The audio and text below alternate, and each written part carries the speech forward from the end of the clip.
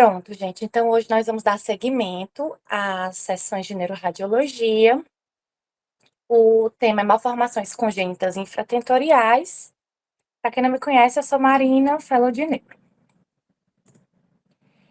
E para a gente introduzir esse assunto, para a gente falar das malformações congênitas infratentoriais, é importante que a gente inicie falando da anatomia, né?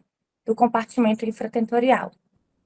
Então, o tentório cerebelar, a tenda cerebelar, ela divide a cavidade craniana em dois compartimentos, supra e infratentorial. Esse compartimento infratentorial, ele é considerado um pentágono, né? A gente tem essa primeira linha, que é a linha do próprio clivus, a segunda linha, a linha que delineia o forame magno, a linha do próprio tentório, e duas linhas que unem essas outras, formando esse pentágono de arestas praticamente iguais ou iguais. Qualquer alteração nessa morfologia, a gente deve suspeitar de uma malformação do compartimento infratentorial. Indo para essa outra imagem aqui, também é importante a gente lembrar das estruturas, né? A gente tem aqui mesencéfalo, ponte e bulbo. Essas duas linhas estão iguais. Isso é referente à proporção, né? Que a gente tem uma proporção de 1:2:1. Aqui também a gente tem o cerebelo, a gente tem a fissura primária, que divide em anterior e posterior, a gente tem também uma fissura aqui pré-piramidal. Essa linha aqui, do aspecto dorsal do tronco, né? E aqui o asterisco representa o quarto ventrículo, aqui a porção, essa parte mais angulada, né? O fastígio, o teto do quarto ventrículo, ele tem que estar mais ou menos na porção média aqui da ponte. Qualquer alteração nessa anatomia, novamente, a gente precisa suspeitar de uma malformação do compartimento infratentorial. Além disso, a gente tem esse ângulo, que é o ângulo tegmento vermiano, algumas pessoas chamam de ângulo ponto cerebelar. Na anatomia normal, a gente vê que esse ângulo é praticamente zero, a gente tem duas linhas praticamente paralelas. Se a gente traçar essa linha no aspecto dorsal e outra linha no aspecto ventral do cerebelo, esse ângulo entre elas vai ser praticamente zero, são duas retas paralelas. Já nas malformações congênitas infratentoriais, esse ângulo pode estar alargado, né? Então, o ângulo normal seria abaixo de 18 graus, mas na prática ele tende a zero. E o aumento desse ângulo, como a gente vai ver nas patologias a seguir, ele pode sugerir alguma alteração. Aqui também só falando um pouco da anatomia do cerebelo, né? Como eu falei, tem a fissura primária, pré-piramidal. As folias cerebelares, elas tendem a ser paralelas à calvária, né? Então, elas têm esse trajeto paralelo à calvária. E aqui mesmo, só para a gente relembrar, é um pouco da anatomia normal do cerebelo. E agora a gente vai começar com os casos. Eu gostaria que alguém pudesse, né, falar os achados aqui. Bom dia. Bom dia. Dá para me ouvir direitinho? Tá sim. Ótimo. Pois pronto, a gente tem essas três imagens da ressonância do crânio, né? A primeira é um axial T2, a segunda também, eu acho, e a terceira é não, coronal, rapidamente, coronal T1, certo? Tá. Pronto, o que é que a gente observa aí de achados? Tem um bocadinho de coisa para a gente observar, certo? Parece ter. A gente já vê uma dilatação cística, né, da fossa posterior, que eleva o tentório. Eu fico um pouco na dúvida em relação. Eu acho que tem hipoplasia do vermes, né? E parece talvez ter um aumento desse ângulo do tegmento cerebelar. Não, acho que tem mesmo, essa hipoplasia do verme, sim. E talvez não. Tem uma hidrocefalia também. Então, considerando a hipoplasia do vermes, essa elevação do tentório, o alargamento cístico e tal, com a hidrocefalia, eu penso como principal possibilidade diagnóstica a malformação de Dandy Walker. Perfeito, Gisele, obrigada. Então, os achados desse caso aqui são bem os que você falou mesmo. A gente tem uma hipoplasia e uma rotação do verme cerebelar.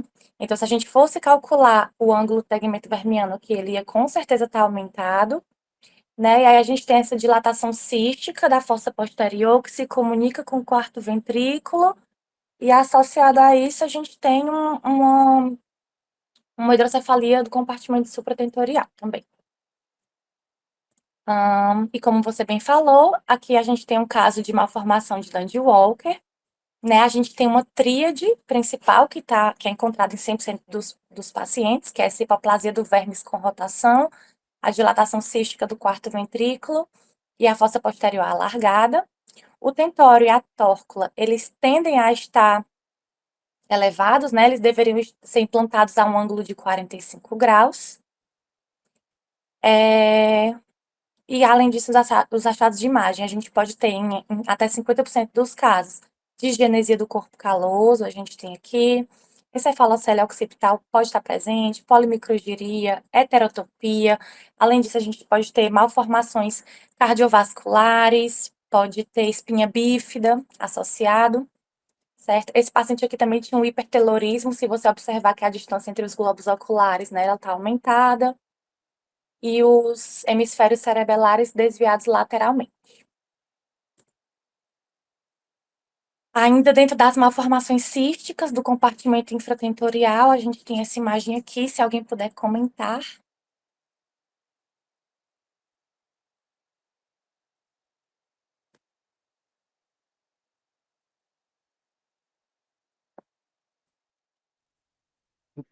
Bom dia.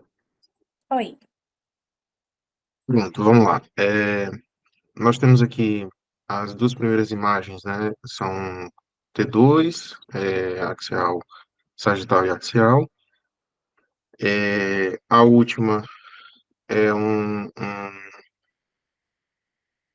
é um filtro de fase, Marina? É mais mostrando o Não, fluxo né? licórico, né, para Ah, mostrar esse achado certo, aqui. certo, certo. Tá, então vamos lá. A gente tem, no caso, né? ah, Parece ter uma hidrocefalia, né? Mas, sobretudo, do quarto ventrículo que ele está mais dilatado. Ah, parece ter essa formação cística infracerebelar, mas com o verme cerebelar parece estar um pouco comprimido. Né? Está fazendo efeito de massa, mas acho que esse achado do último exame é para mostrar justamente um flow void, né? Um hiperfluxo.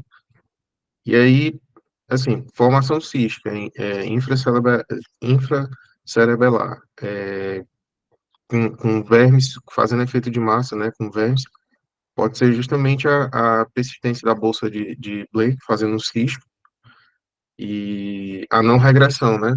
Que se tivesse Isso, regredido, ficaria o forame de Magendie, mas não perfeito. regrediu, aí ele pode fazer esse hiperfluxo no quarto ventrículo. Isso, correto, Caio, obrigada. Exatamente, né? Que era um cisto da bolsa de Blake. Como o Caio falou, a bolsa de Blake ela é uma estrutura normal que existe na vida embrionária e fetal. Essa bolsa de Blake, ela tende a fenestrar por volta da 12ª semana, mas alguns artigos falam que até 26ª, 28ª semana isso pode acontecer. Quando ela fenestra, normalmente, origina-se o forame de Magendie. Se ela não fenestrar, ela vai persistir e o líquor que deveria fazer esse trajeto através do forame, ele vai encontrar um fundo cego, né? E ele vai retornar e isso vai levar àquele hiperfluxo que a gente visualizou. Então, ela é uma formação cística infracerebelar, também chamado de divertículo do quarto ventrículo. Ele pode sim ter um efeito expansivo sobre o cerebelo adjacente, mas o vermes ele se encontra íntegro e a fossa posterior pode ou não estar alargada. Aqui só mostrando outros casos, né? Outro caso, na verdade, é que a gente tem esse alargamento cístico infracerebelar se comunicando com o quarto ventrículo. A gente consegue ver também o hiperfluxo aqui. O corpo caloso com certeza está arqueado, né? A gente tem também uma hidrocefalia supratentorial. Próximo caso, também dentro dos diferenciais das malformações císticas. Oi, Marina, bom dia. Oi, Maria. Vixe, Maria. Vai. Ah, pode falar, Carol. Vai, cara, pode ir, vai. Então tá. Aqui a gente tem duas imagens, né? A gente tem o axial T2 e o sagital T1. Não, Acredito que enfim, seja um termo sim. certo. Aí aqui a gente tem o espaço licórico parece que está aumentado, né? Nessa região atrás do cerebelo. E aí a gente não vê sinal de alargamento de fossa posterior, como a gente viu no primeiro caso, né? Quarto ventrículo está normal, o tronco encefálico também, é mais essa região mesmo de espaço licórico que está aumentado, atrás do retrocerebelar. Pronto. E aí, de hipótese diagnóstica, considerando que o quarto ventrículo está normal, o verme está normal, não tem um efeito de massa significativo. Você consegue pensar em alguma coisa? Assim, pelos artigos que você mandou, né? Pode ser a megacisternal magna. Perfeito. Então, exatamente, né? Era uma megacisterna magna. Com relação aos achados de imagem, a gente teria uma cisterna magna de dimensões aumentadas, acima de 10 milímetros. Então, quando a gente mede aqui na linha média, no sagital, a gente teria que ter essa distância acima de 10 milímetros. Nesse caso, tinha 15, então é sim uma megacisterna magna. Lembrando que o cerebelo e o quarto ventrículo vão estar normais, o tronco vai estar normal, não se observa hidrocefalia associada e a fossa posterior normalmente não está alargada. É importante lembrar também que a gente pode ter diagnóstico ainda intraútero, né? No ultrassom morfológico, você vai fazer essa medida, a medida persiste, né, em 10 milímetros, porém, normalmente, essa distância não ultrapassa 3 a 4 milímetros, 3 a 5 milímetros. E aí, nesse caso, como a gente consegue ver na imagem, tinha 15 milímetros, né? Então, era também uma megacisterna magna. Quarto caso e último caso das malformações císticas. Oi, Má, deixa eu ir logo, então. Oi. É, aqui nós temos uma ressonância de crânio sagital em T1 e um axial. É, Parece um Fiesta, né? né? Tá, beleza. Aí a gente observa aí uma formação cística na porção retrocerebelar, né, na fossa posterior, mais à direita, e aí a gente vê aí no axial que ele promove uma certa compressão no cerebelo, né? E além disso, a gente vê que a região occipital ali, o osso, a parte tábua óssea interna, tá tendo uma remodelagem, né? Deixa eu ver o que mais. aí nessa seta azul, a gente observa aí uma membrana fina, né? É, que é visualizada aí nessa seta apontada. É, deixa eu ver o que mais. Uma hidrocefalia, provavelmente aí, devido a essa mudança na morfologia aí do corpo caloso. E Acho que eu é acho isso, que né, o que cara?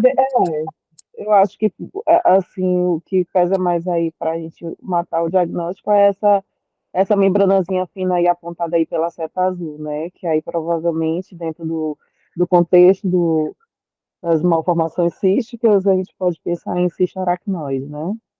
Certo, Carol, essa estaracnose. Lembrando que mesmo que a gente não visse essa membrana, porque muitas vezes a gente não vê, ela é fina ou a gente não tem um fiesta, a gente já ia suspeitar de cistaracnose pelos outros comemorativos, né? Ela é uma formação cística paramediana, ela tem um efeito de massa sobre o cerebelo adjacente, ela tem esse remodelamento na tábua óssea interna.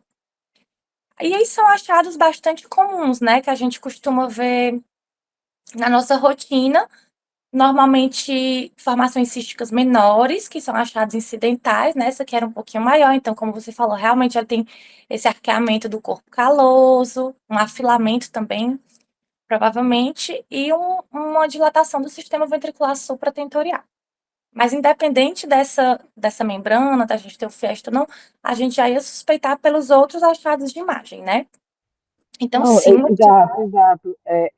O que eu disse aqui, assim, não tem como negar quando a gente vê essa fina membrana, né? As outras características também fecham o diagnóstico, mas, tipo assim, a gente vendo essa membrana, não uhum, resta dúvida. sim, sim. E aí, o cistoaracnose, eles são secundários à duplicação da membrana aracnode e consequente acúmulo de líquor dentro dela. A maioria é pequeno, como eu falei, assintomático, achado incidental, ele pode ter outras localizações, pode estar na fossa média, né? Mas essa localização retrocerebelar paramediana, ela é bastante comum, corresponde a até 40% dos casos.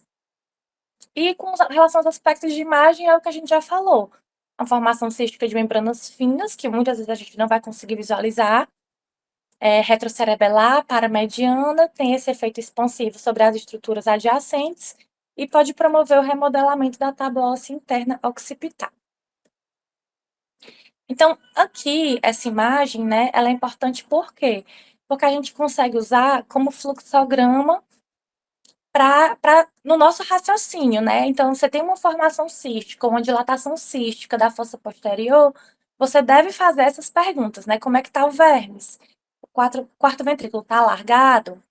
A fossa posterior está normal? Está aumentada? Existe hidrocefalia? Você também pode usar aquele ângulo que a gente falou, segmento vermiano, ponto cerebelar, porque no Dandy Walker, por exemplo, como a gente vê que tem aquela rotação superior do vermes, esse ângulo vai estar bastante aumentado. E aqui só imagens, né, para a gente revisar, então, e fixar bem o que a gente falou. É um assunto importante, é um assunto da nossa rotina, e é um assunto também que cai bastante em provas.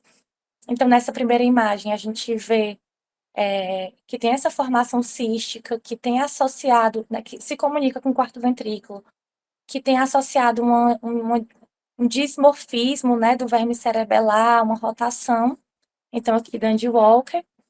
Nessa segunda imagem, a gente vê que tem um efeito de massa sobre o hemisfério cerebelar adjacente.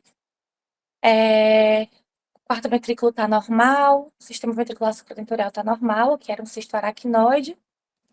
Nessa outra imagem, a gente vê também que tem uma dilatação cística da fossa posterior infracerebelar se comunicando com o quarto ventrículo. E aqui era o cisto da bolsa de Blake. Nessa última, só mesmo uma megacisterna maligna. Então, tá vendo quando a gente entende, né, aquele passo a passo, fica muito mais fácil no nosso raciocínio da gente diferenciar essas condições. Agora a gente vai para o caso 5, né, que aí a gente encerra as malformações císticas e agora a gente vai começar as outras malformações infratentoriais. Se alguém puder comentar esses achados.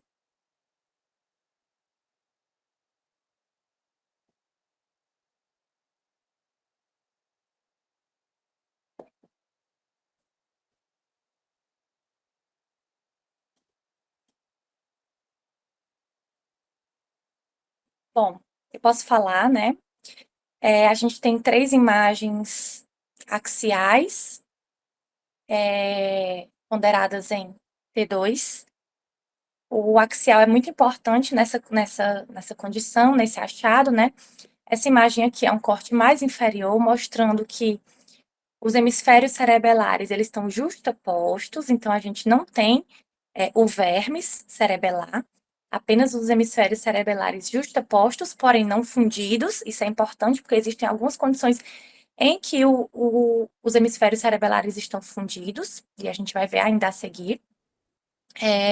Por conta dessa agenesia do vermes, a gente tem aqui também um dismorfismo do quarto ventrículo. O quarto ventrículo fica com esse aspecto característico em asa de morcego, como a gente consegue ver aqui, nessa outra imagem.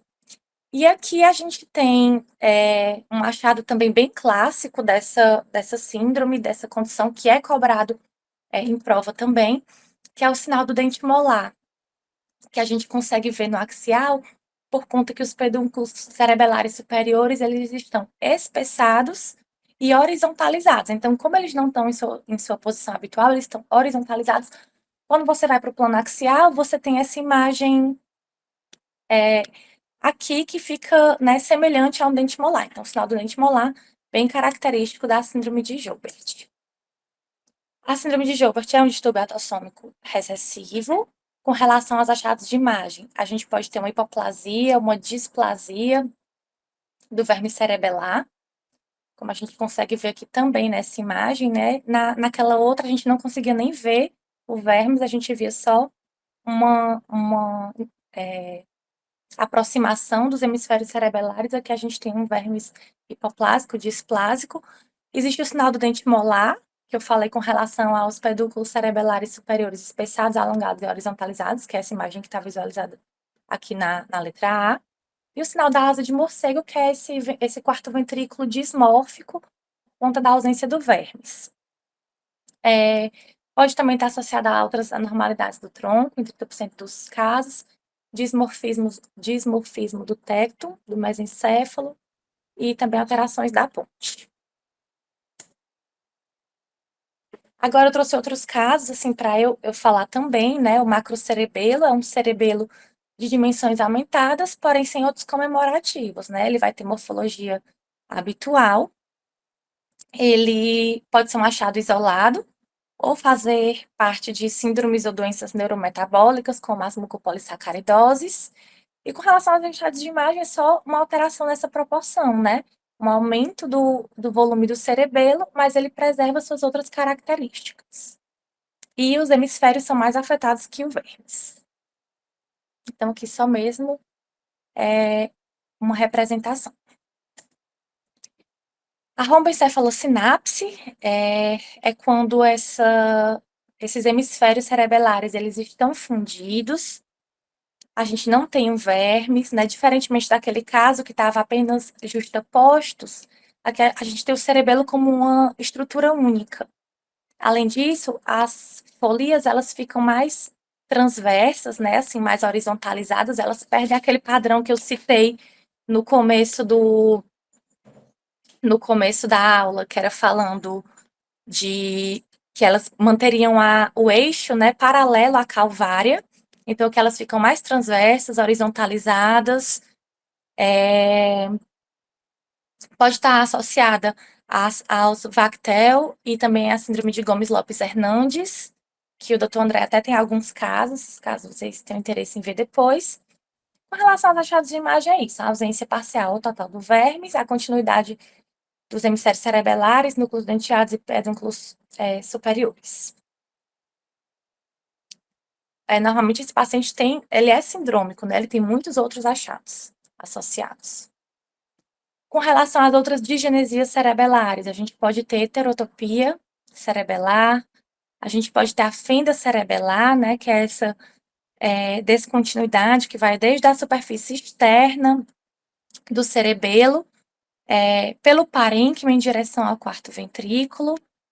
Nessa região, a gente tem outras alterações, a gente tem uma perda da transição, da diferenciação entre a substância branca e a substância cinzenta. E uma foliação anormal, né? Aqui nesse caso, com a presença de cistos subcorticais. Caso 6, né? Pelo menos assim, os achados, o que é que a gente observa aqui, as estruturas que estão anormais, o que é que está alterado. Se alguém puder falar. Bom dia. Pronto, vamos lá, Maria. Vai lá, Bruno. Certo, beleza. Vamos lá, temos duas imagens de RM, sagital e coronal T2. E aí o que a gente já vê logo de cara, né? Que o cerebelo está com dimensão reduzida. A gente vai ter esse pequeno cerebelo na fossa posterior. Que aí vai estar com uma quantidade até maior de líquido, né? Mas de uma forma geral, o tamanho está preservado. Acho que a ponta, né? Pelo menos essa porção assim mais anterior estaria um pouco mais hipoplásico. E deixa eu ver. Não sei se é a impressão, mas esse corpo caloso estaria um pouquinho mais afilado também. Sim. Certo. E assim, juntando esses achados, né, a gente poderia lembrar daquela hipoplasia pontocerebelar. Isso. E era isso mesmo, né? A gente vê uma hipoplasia do cerebelo, a gente vê que os hemisférios eles estão mais lateralizados. A gente perde também um pouco daquela proporção de 1:2:1, né? A gente vê que aqui ele não respeita. Existe também uma digenese e um afilamento do corpo caloso, né? Uma hidrocefalia. E sim, no contexto de hipoplasia pontocerebelar. Lembrando que hipoplasia... Mara, só um minuto. O cerebelo, ele tem essa morfologia preservada, só diminuindo o volume, é?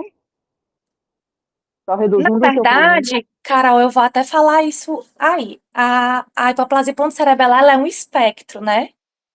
E aí ela tem achados variáveis. Deixa eu prosseguir, que aí no final eu vou colocar sobre isso. Beleza. Então, lembrando que é um espectro de mais de 10 subtipos, com diferentes fenótipos, alguns acometem corpo caloso, outros preservam, outros tendem a ter um maior acometimento cerebelar do que contínuo. É um distúrbio autossômico recessivo, e com relação aos achados de imagem, né, como eu falei, eles são vai depender de qual tipo qual subtipo mas normalmente a gente tem os lobos vermianos presentes, porém com um número reduzido de folias, e os hemisférios cerebelares também reduzidos. A ponte, ela não vai ter sua morfologia preservada, né? Ela pode estar, como nesse caso aqui, mais retificada. E a gente vai ter a dilatação das cisternas bulbomedulares e também do quarto ventrículo. E aí, como eu falei, né? Ele é um espectro. Ele varia em características clínicas, aspectos de imagem e também na mutação no gene envolvido. Então, por exemplo, aqui a gente vai ter um tipo que afeta muito mais nervo óptico, corpo caloso. Aqui já afeta mais os vermes, os hemisférios do que o vermes. E aí ele vai estar dismórfico também, certo, Carol? Então, não necessariamente ele é só uma hipoplasia em si, ele pode ter um dismorfismo também. Agora aqui não, aqui na hipoplasia cerebelar, que é outra condição, ela pode ser global ou unilateral, acometendo só um dos hemisférios, e nesse caso a gente vai ter um cerebelo normal, ou quase praticamente normal, porém com redução volumétrica, e consequente proeminência desses espaços subaracnoides adjacentes. Ele vai acometer igualmente o vermes e os hemisférios, e quando ele é unilateral, você vai ter a perda volumétrica em diferentes graus daquele hemisfério, pode ter do vermes também, mas a fossa posterior ela persiste com tamanho preservado. A agenesia cerebelar, ela é rara, mas ela existe. É uma ausência completa, ou quase que completa, do tecido cerebelar. Ela pode ser secundária a uma mutação genética ou uma condição adquirida, como uma hemorragia importante na vida intrauterina. Com relação aos achados de imagem, essa ausência ou uma ausência quase que completa das estruturas cerebelares. Pode haver um remanescente do vermes anterior, dos pedúnculos médios, como a gente vê aqui nessas imagens, e pode estar associado, como a gente vê também aqui, a uma hipoplasia pontina, e a fossa posterior é variável, ela pode estar normal ou aumentada. Aqui é o último caso, certo? Se alguém puder comentar, um caso rico de achados, mas a gente consegue talvez até pensar em um diagnóstico com base nesses achados. Vamos lá. Temos aqui 3 imagens, tá certo? A primeira é um sagital T1, as duas seguintes é um axial e coronal T2. E aí o que chama bastante atenção é essa meningoencefalocele, né? Justamente porque você tem essa formação cística com pelo menos insinuação das meninges e também de conteúdo cerebelar. Exatamente, de conteúdo cerebelar. E aí, outro ponto também que a gente observa é que tem, ali no coronal, a gente observa essa ectopia inferior da tonsila cerebelar direita, né? E uma dilatação supratentorial, né? E acredito que seja justamente por conta de compressão em relação ao aqueduto mesencefálico, né? Ah, e aí, assim, entra esse conjunto de achados, né? Fora que, além disso, tem essa formação, aí você tem distorção do quarto ventrículo, né? Também relacionada a isso, no axial, isso, exatamente. E, bom, entraria no espectro daquelas malformações de Chiari, né? Perfeito. Bem sugestivo mesmo, né? Uhum. Então é isso que você falou. A gente tem uma falha óssea aqui na região occipital, com herniação de meninge, de parte do cerebelo, talvez de parte também do lobo occipital. A gente tem essa alteração morfológica do quarto ventrículo, a herniação inferior da tonsila cerebelar direita, hidrocefalia supratentorial, a gente não consegue nem ver bem o aqueduto aqui, né? E aí, eu trouxe esse caso para a gente começar a falar das malformações de Chiari, que é esse grupo de defeitos associado ao deslocamento caudal congênito do cerebelo e do tronco cerebral. Então, a gente tem essa linha de McRae, que é a linha do forame magno, que a gente traça do básion ao piston. E a gente considera uma malformação de Chiari, começando pela tipo 1, quando essa ectopia inferior ela ultrapassa 5 milímetros. Tem a literatura que traz 3, tem a literatura que traz 3 em adultos, 5 em crianças, mas ultrapassando 5 milímetros, a gente pode considerar que seja uma malformação de Chiari, né? Então, a gente tem essa ectopia inferior das tonsilas, ou de pelo menos uma das tonsilas. A gente pode ter, como aqui a gente vê, né, uma obliteração total ou subtotal dos espaços licóricos ao nível do forame magno. Essa alteração ela pode levar a um distúrbio do fluxo.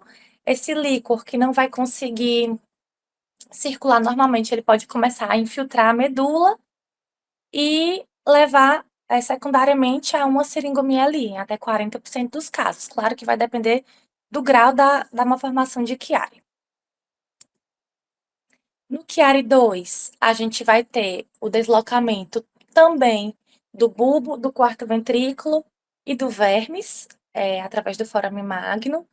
Ele pode estar associado à espinha bífida, mielomeningocele, mielocele, lombosacros ou outros disrafismos fechados, né? Lipomielocele, lipomielomeningocele. E também lembrar que isso é um espectro, tem casos mais graves e casos menos graves. Com relação aos achados de imagem, a gente pode ter uma fossa posterior pequena, inserção baixa do tentório, da tórcula. O quarto ventrículo ele pode estar alongado, baixo, o tronco vai estar inferiorizado. Vai ter uma estenose do aqueduto, que vai levar secundariamente a uma hidrocefalia, como a gente vê aqui. A gente também aqui não consegue visualizar bem o aqueduto, e a gente consegue ver que tem um alargamento, né, desse sistema ventricular supratentorial. E pode estar associada a outros achados, como heterotopia, digenesia do corpo caloso, aderência intertalâmica, alterações corticais, né, estenogiria, aquela interdigitação dos giros cerebrais. E ainda no contexto de Chiari, a gente vai trazer o Chiari 3, que era aquele caso o último caso, que o paciente vai ter estigmas do Chiari 2, mais meningocefalocele, que pode ser occipital baixa ou cervical alta. E aí, com relação aos achados de imagem, são esses que eu falei. A encefalocele, ela pode conter estruturas como bulbo, ponte, lobo occipital, meninges, etc. E aí, existem alguns outros conceitos que estão na literatura, mas não são tão utilizados, né, porque podem gerar dúvida. É um pouco controverso, há quem goste, há quem não goste, que seria o Chiari 0, que seria a seringomialia sem ou com mínima herniação das tonsilas, e o Chiari 1,5 é quando há a herniação das tonsilas, mas também do óbex, como a gente consegue observar aqui. E aí há quem chame de 1,5 e há quem diga que é apenas uma variante do Chiari 1. Bom, de casos era isso que eu queria trazer, né? Mas lá no começo eu falei que esse é um assunto muito importante para a nossa rotina diária e também para a prova, né? Todos nós vamos ter que fazer as provas do CBR e esse é um assunto que cai muito. Anteriormente, quando eu dei essa aula eu trouxe umas questões e aí agora eu trouxe outras questões, né? Para a gente atualizar, porque é um tema que sempre cai.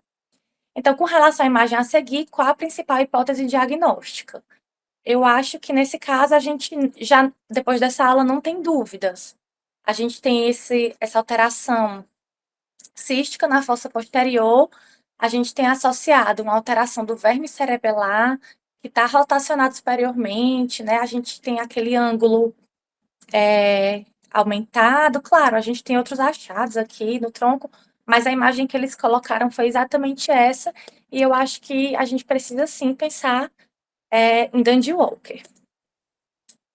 Outra questão também do CBR, né, a síndrome de Dandy Walker caracteriza-se principalmente por hipoplasia do verme cerebelar, dilatação cística do quarto ventrículo e elevação do tentório. Então, acho que aqui também a gente não teria mais dúvidas. Com relação às malformações de Chiari, todas estão corretas, exceto no Chiari 1, a gente tem a ectopia inferior das tonsilas cerebelares em cerca de 6 milímetros abaixo do plano do forame magno, né? A gente viu que, dependendo da literatura, isso varia de 3 a 5, mas você estaria correto. No Chiari 1, observa-se a ectopia das tonsilas, obliteração da cisterna magna e mielomeningocele. A gente já viu que não. No Chiari 2, existe o deslocamento caudal do quarto ventrículo, do bulbo, do vermes e mielomeningocele. Sim.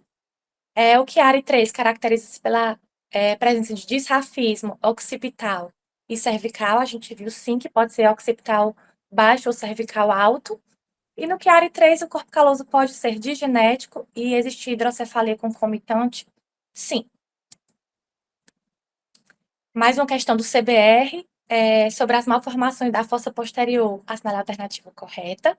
Os cistos da bolsa de Blake se comunicam livremente com o quarto ventrículo, exercendo efeito compressivo sobre o cerebelo estando associados à rotação do vermes? Não, a gente viu que a rotação do vermes ela está relacionada à malformação de Dandy-Walker. Na malformação de Chiari do tipo 2, nota-se a herniação inferior das tonsilas e do vermes pelo foramen magnum, com quarto ventrículo de aspecto conservado? Não. No complexo de Dandy-Walker, temos uma fossa posterior alargada, com conteúdo líquido que se comunica com o quarto ventrículo, tórcula elevada sim, mas sem rotação do vermes? Não. Na síndrome de Joubert, os pedúnculos cerebelares superiores estão espessados e horizontalizados, determinando o aspecto endentimolar no plano axial. O verme se encontra hipoplásico. Então, essa seria a resposta correta. E aí, eu trouxe uma outra questão para a gente ver que não é só o CBR que cobra.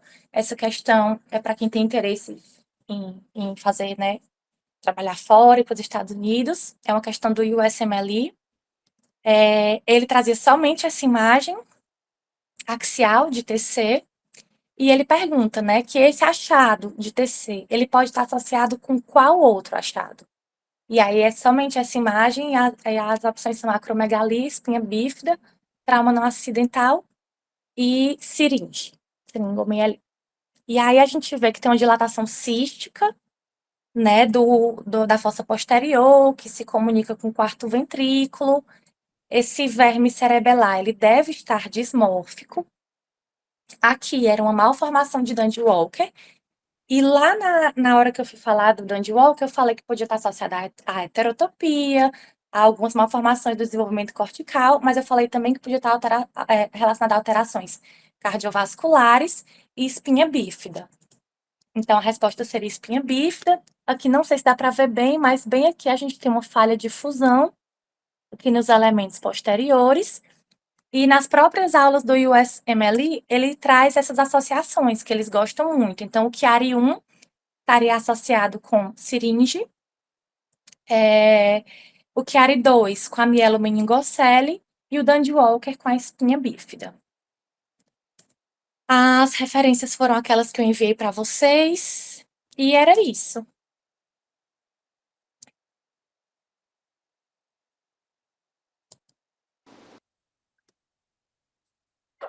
Parabéns aí, Marina, pela apresentação, né? Conseguiu resumir aí, né, esse capítulo que é bem extenso. O que a gente pode oferecer a mais, você falou assim, das sequências convencionais, né, nesse caso é a tractografia, né, em algumas situações ajuda.